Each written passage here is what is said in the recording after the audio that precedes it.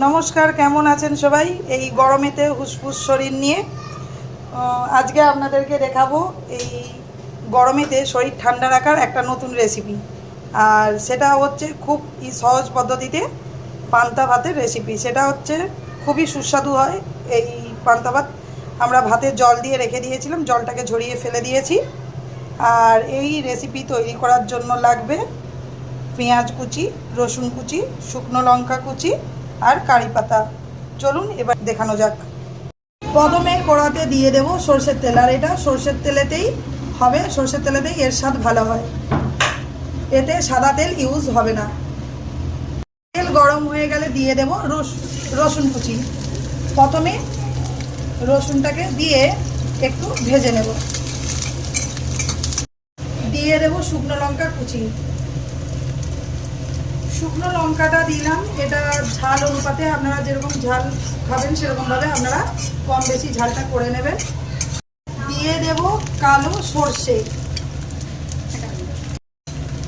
সর্ষেটা প্রথমে দিলে হবে না, রসুন লঙ্কা ভাজা হয়ে গেলে সর্ষেটা দিতে হবে। সর্ষেটা ভাজা হয়ে গেলে দিয়ে দেবো কারি পাতা।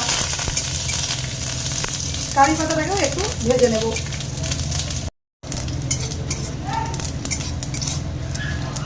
কারি পাতা ভাজা হয়ে গিয়েছে, এবার দিয়ে দেবো পেঁয়াজ কুচি। পেঁয়াজটাকে দিয়েও একটু ভেজে নিতে হবে। পেঁয়াজটা হালকা ব্রাউন করে ভেজে নিতে হবে। পেঁয়াজকে খুব বেশি লাল করে ভাজার দরকার নেই। আর ভাতের মধ্যে সেদ্ধ আলুকে দিয়ে একটু ভাতটাকে মেখে নিতে হবে।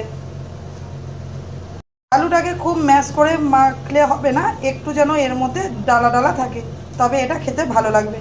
এবার হাত দিয়ে এটাকে ভালো করে মেখে নিতে হবে।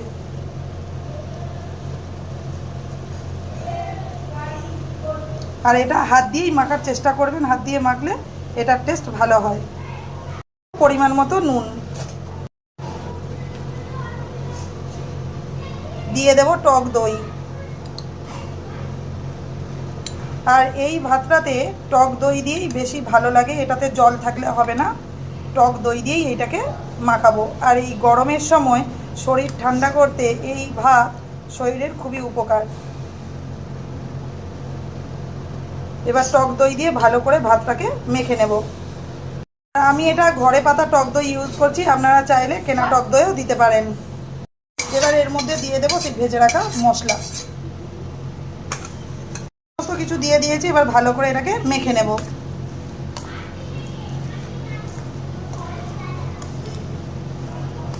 আর এই গরমের সময় এই ভাত অপূর্ব লাগে খেতে, আর শরীরও খুব ঠান্ডা হয়। আর এখন যে হারে রোদের তাপ, সেই থেকে শরীরকে বাঁচাতে, শরীরকে ঠান্ডা করতে এই ভাত খুবই শরীরের পক্ষে উপকার। অবশ্যই আপনারা বাড়িতে একবার ট্রাই করবেন এইরকমভাবে। যদি পছন্দ হয় কমেন্টে জানাবেন, আর সাবস্ক্রাইব করতে ভুলবেন না।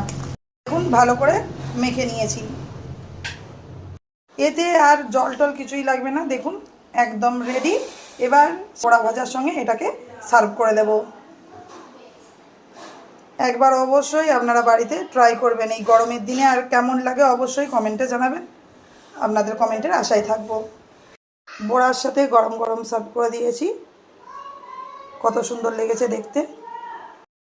আর এই রেসিপিটা হচ্ছে অন্ধ্রের স্পেশাল, কারণ জানেন অন্ধ্রপ্রদেশে গরমের পরিমাণটা বেশি, ওইখানে রোদের উত্তাপও বেশি, তো সেইখানে এই রেসিপিটা খুব চলে। আর তারা শরীরকে ঠান্ডা রাখার জন্য এই ভাতটা খেয়ে থাকে। তো সেই রেসিপিটাই আজকে আপনাদের সঙ্গে শেয়ার করলাম। যদি আপনাদের পছন্দ হয় অবশ্যই কমেন্টে জানাবেন, আর সাবস্ক্রাইব করতে ভুলবেন না।